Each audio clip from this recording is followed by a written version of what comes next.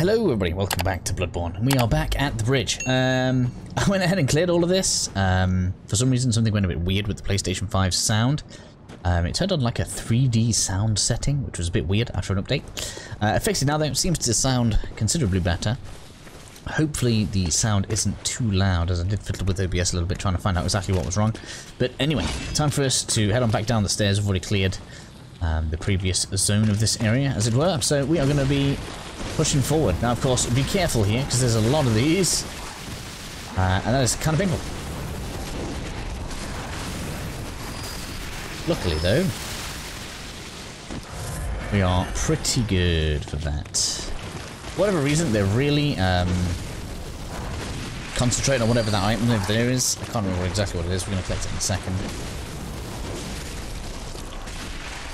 We are all good. Apparently these, I need to drop a few big jumps for us. Constable trousers, there we go. And then we can move our way along. Now, this is going to be one of the episodes where I decide I'm going to get some extra souls at the end. Once we've finished our task here. Coming up this way, we're going to get some doggies. Should be 2, I think. I believe. Ouch, oh my gosh, do you have to? I hate you all.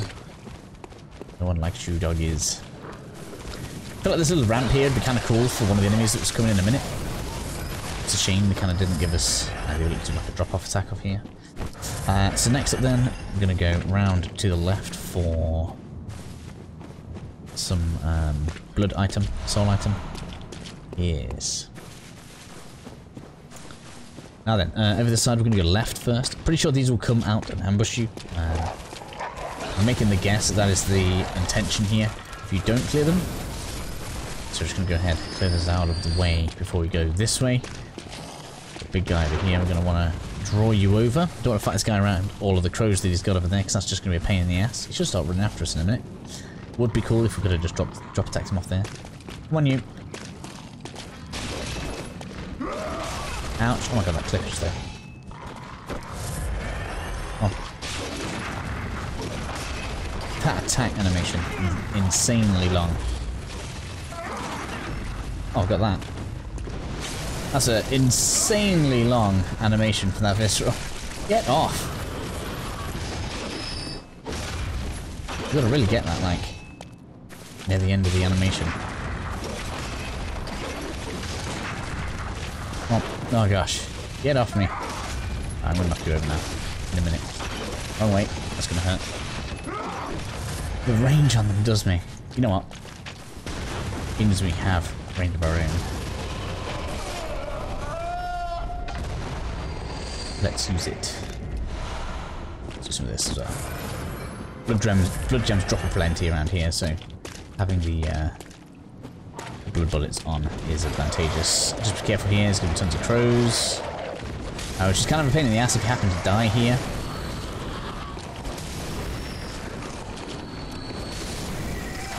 Whoa, do you mind? Hey, get off.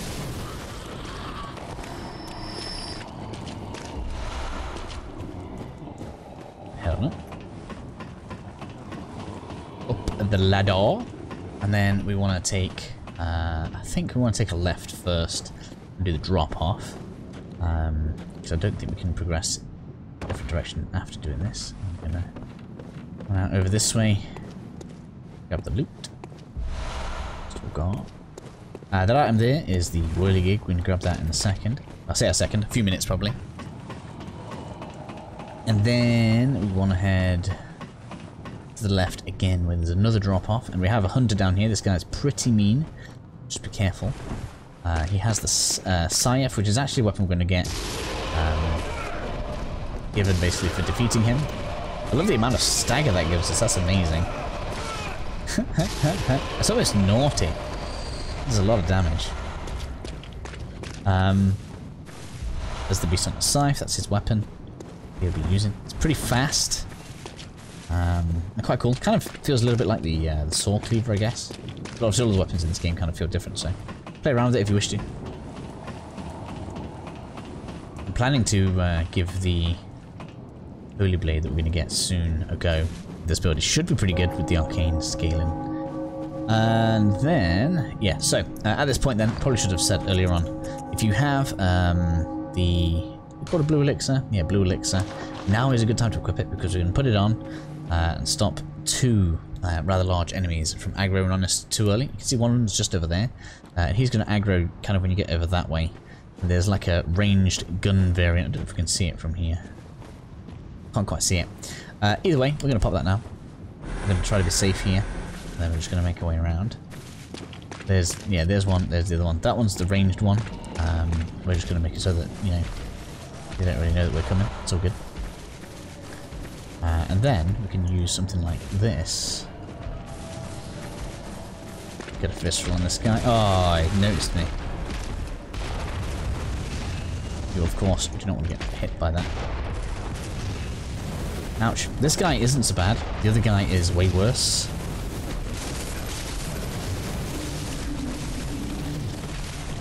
Get off.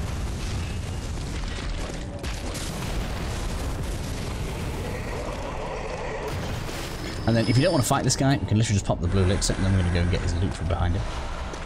So if we go right like this, we grab butcher set, and then not have to deal with this penis over here.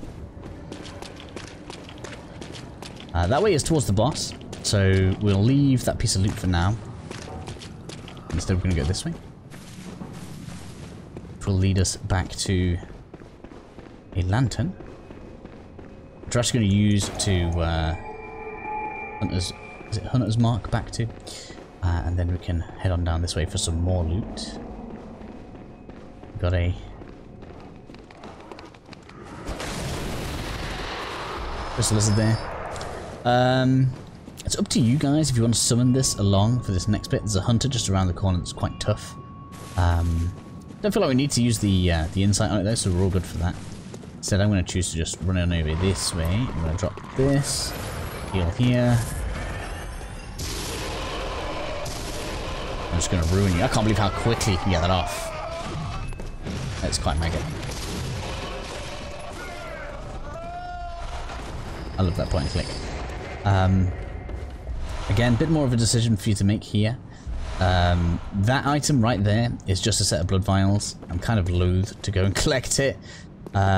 Particularly with the amount of crows that you can get stuck in there by. But I feel like I should show you guys, so we'll go ahead and get in there. Let's roll out of the way.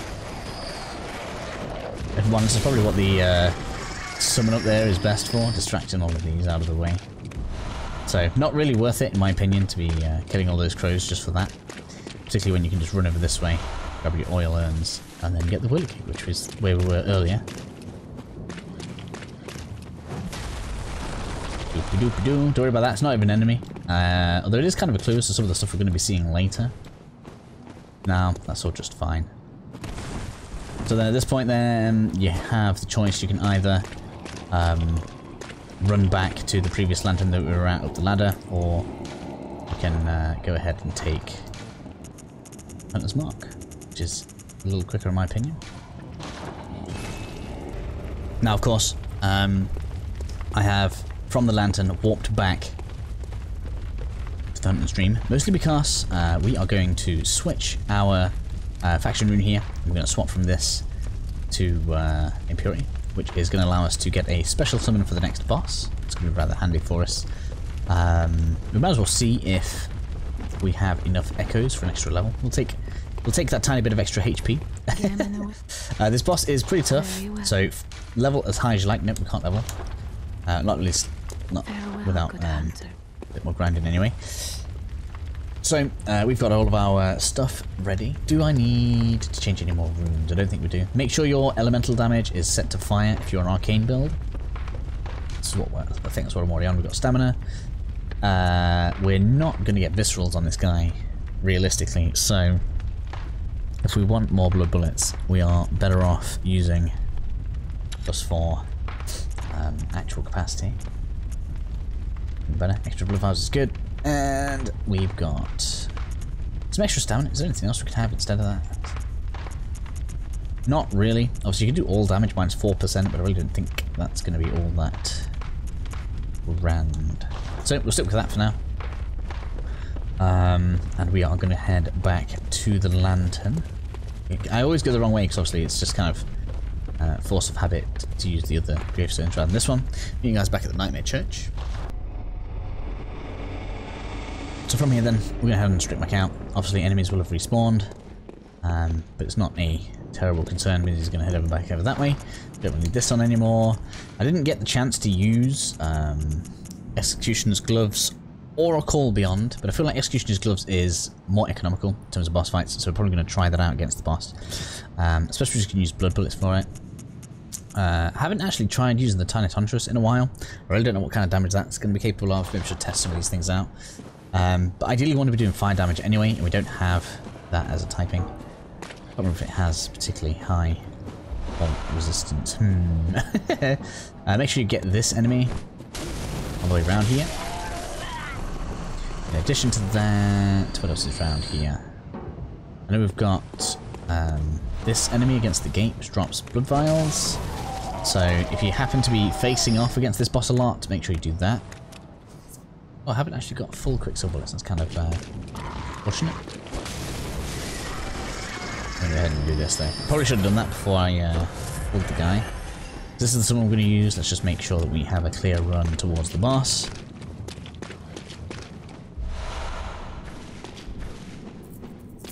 Which we do. All good. So we're going to summon this guy because he has the whirligig, which means he does extra damage because this thing is classed as a beast for at least part of the fight. And in addition to that, he has plenty of health, so this should be pretty fun.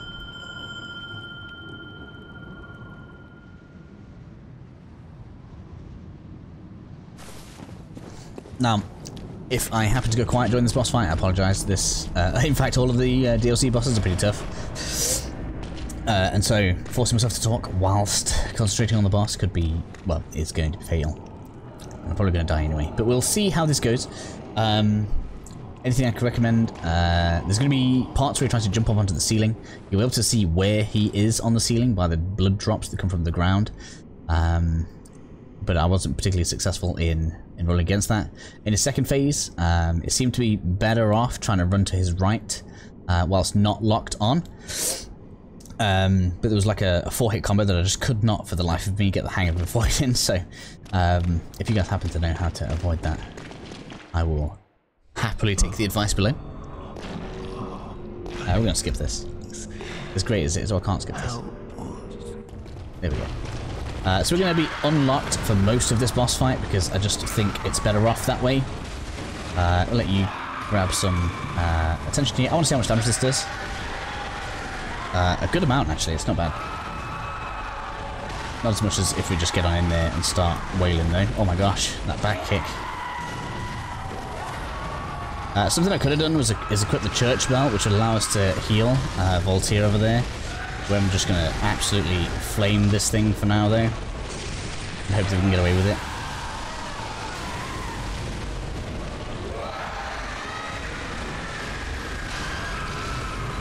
Getting some good staggerage on there, it's nice to be honest. It's going to be hit in second stage soon. It hasn't actually jumped onto the roof during this. Oh, there we go. Get out the way, get out the way, oh my god!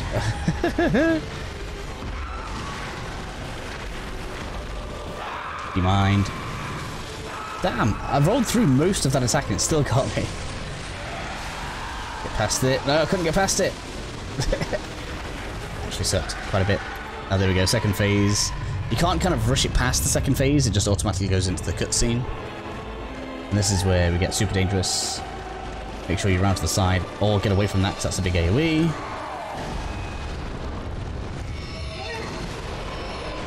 Good thing is, we have our own ranged attack. That wasn't the 4-hit combo. Oh man, you staggered that guy. I had a different summon for the stream, and this guy's making a huge difference. Really not bothered about the Visceral, I'm just going to go in with all the damage here.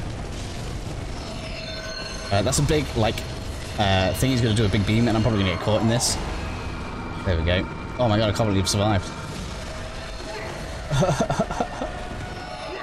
That was some good luck right there. Don't go down! Yes, he healed. Oh man. You absolute monster. This guy is just really designed to be good for this guy. Get away from that. like how he has, no, he doesn't actually have the sense to step away from that. Oh, damn. I'm sorry, that was, Oh, went over actually. If you equip church gear, we'll get some... What else is considered church gear? Can't remember now. Tell me anywhere? No. Quiet gloves. Quiet trousers.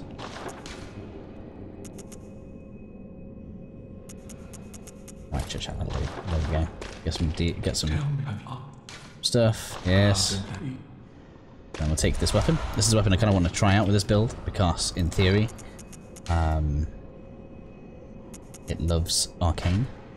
It's going to need some upgrading, but it's one of the few weapons that starts with a C scaling in arcane. Look, so in theory, this should be a mega weapon for us. I believe when you do this, it is all arcane damage, which is probably where it gets its biggest boost from. Already on 184, so we're going to give that a quick look. Let's just have a look at where we can get it already. Okay, so we are back in the Hunter's thing.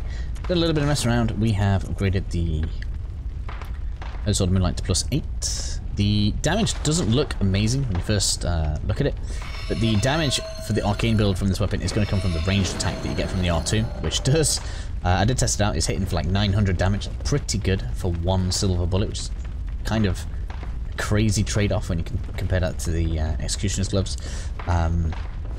So it is an interesting little weapon for us. With that done then, we are able to go back to the corpse file, where we will be setting off in the next episode. See you all then.